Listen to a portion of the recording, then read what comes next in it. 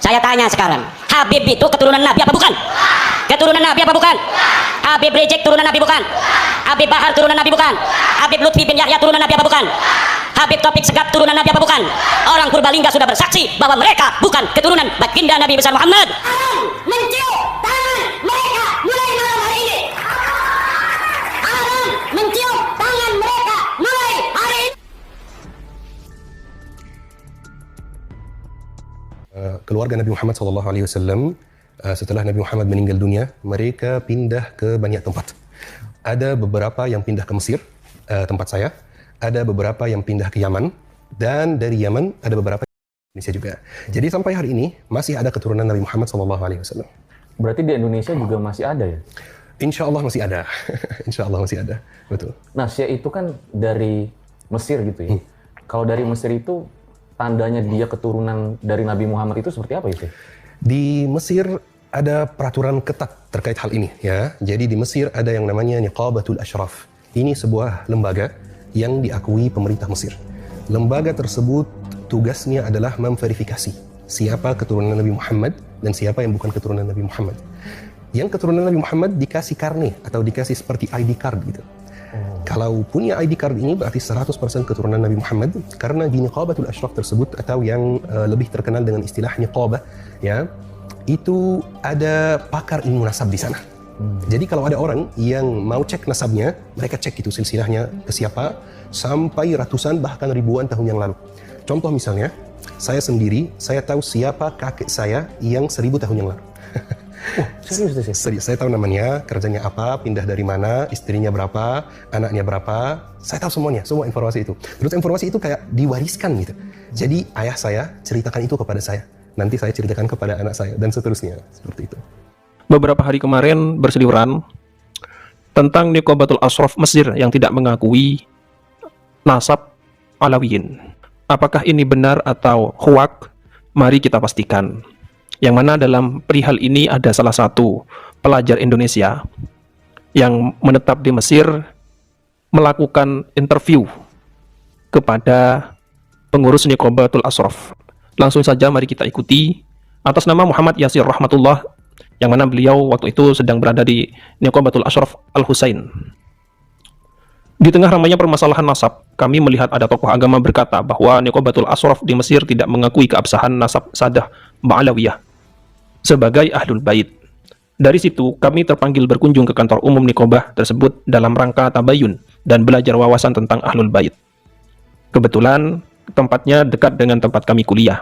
Kami bertemu Syekh Ahmad Yahya, Muqarrir Lajnah Tahqiqil Ansab, yaitu orang yang bertugas untuk menetapkan nasab, ketersambungan nasab seseorang dengan Kanjeng Nabi. Di gedung tersebut kami utarakan maksud dan tujuan kami menemui beliau. Beliau langsung berkata, Sadah Ba'alawiyah hum min ahlil baiti qat'an. Sadah Ba'alawi merupakan ahlul bait secara pasti. Ini perkataan dari orang yang memang bertugas untuk menetapkan nasab. Sudah mengatakan bahwa Sadah Ba'alawi itu nasabnya memang tercatat dan nyambung nasabnya kepada Kanjeng Nabi SAW. Dan beliau memberikan bukti buku nasab di kantor tersebut dan kami langsung minta izin untuk memfotonya, sebagaimana tertera di bawah. Beliau juga menyarankan kami untuk membaca kitab Bahrul Ansab karya Sayyid Husain Muhammad Ar-Rifai. Dari sini kita dapat berkata, ini pelajaran-pelajarannya dari kunjungan yang bersangkutan terkait masalah nasab. Satu, bahwa apa yang tidak disebutkan dalam sebuah kitab bukan berarti sesuatu itu tidak ada. Kaidah ilmu berkata, adamul ilmi bisyai'i laisa ilman bil adam. Ketika kita tidak mengetahui sesuatu, bukan berarti itu merupakan sebuah pengetahuan akan ketiadaan. Jadi kalau tidak ada, tidak menemukan, bukan berarti tidak ada. Ya harus tetap dicari. Betapa banyak hadis yang disebutkan oleh Imam Ahmad bin Hambal, tapi tidak disebutkan sama pendahulunya, Imam Malik dan Imam Syafi'i. Demikian juga Imam Hakim dalam Mustadraknya. Ini sebuah perbandingan bahwa ada beberapa kasus hadis yang tidak disebutkan oleh imam pendahulu, tapi disebutkan oleh imam setelahnya.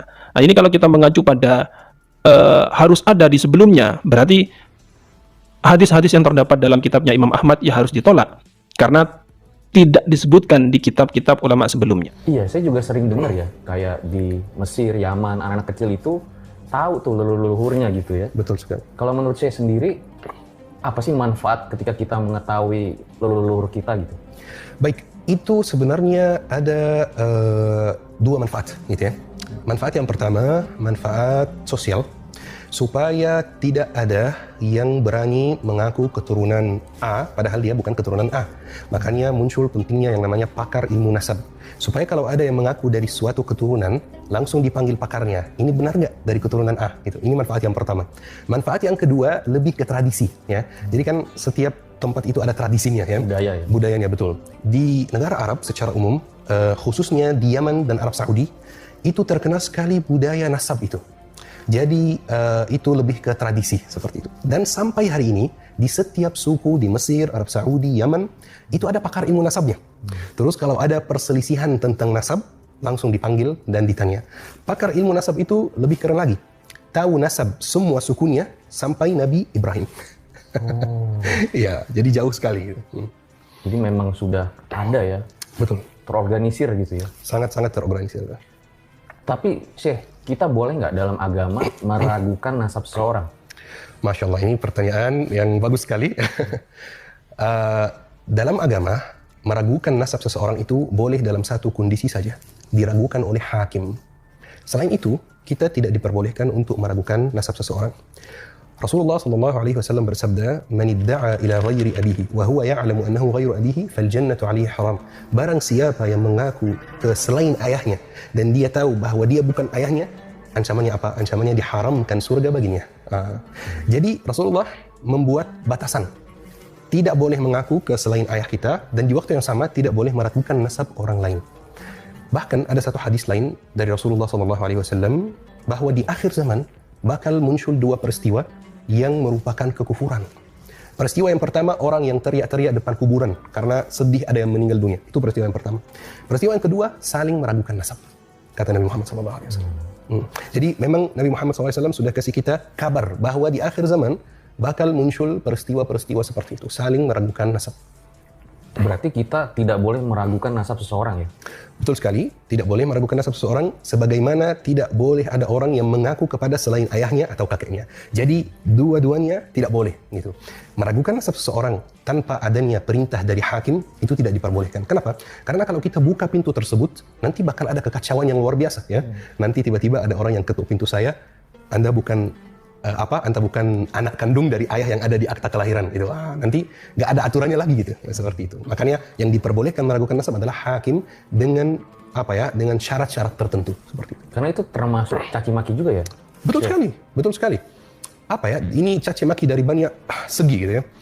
Yani kalau ada orang yang kita tuduh nasabnya tidak tersambung pada kakeknya, itu kayak secara tidak langsung kita menuduh kakeknya atau ibu-ibunya itu dengan tuduhan yang keji gitu, dengan tuduhan yang kurang bagus gitu, seperti itu. Saudara-saudara, hari ini kita kembali akan membahas betapa sesatnya tuduhan geng Imad dalam upaya jahat mereka membatalkan nasab Habib Ba'alawi, di mana lagi-lagi kelompok Imaduddin pernah dengan lantangnya berkata bahwa tidak ada satupun lembaga pencatat nasab atau Naqobah internasional yang mengakui nasab Habib Ba'alawi, termasuk Naqobah di Mesir. Oleh karena itu, nasab para Habib-Habib Ba'alawi itu tertelak secara ilmiah, kata mereka. Baik, yang pertama-tama mari kita merenung dan akui bersama terlebih dahulu bahwa pengetahuan tentang nasab adalah sesuatu yang sangat penting, terutama bagi umat muslim. Keturunan Rasulullah adalah sumber kebanggaan dan identitas bagi banyak orang. Namun menolak keberadaan nasab habaib tanpa bukti yang kuat adalah tindakan yang terburu-buru dan membahayakan. Di video sebelumnya tadi, kita sudah melihat bahwa klaim yang mengatakan Naqobah internasional tidak ada yang mengakui nasab Habib Ba'alawi, ternyata itu adalah omong kosong semata. Naqobah Ashraf Mesir yang selama ini dianggap tidak mengakui nasab Habib Ba'alawi, ternyata mereka memiliki catatan yang sangat rapi mengenai nasab Habib Ba'alawi. Hal ini sudah jelas menjadi bukti konkret bahwa selama ini klaim bahwa tidak ada pengakuan Naqobah internasional pada nasab Habib Ba'alawi adalah salah besar, bahkan cenderung jatuh kepada fitnah. Terkadang sering muncul pertanyaan di pikiran kita sendiri, mengapa orang-orang ini tetap bertahan pada pandangan mereka untuk percaya kepada Imaduddin?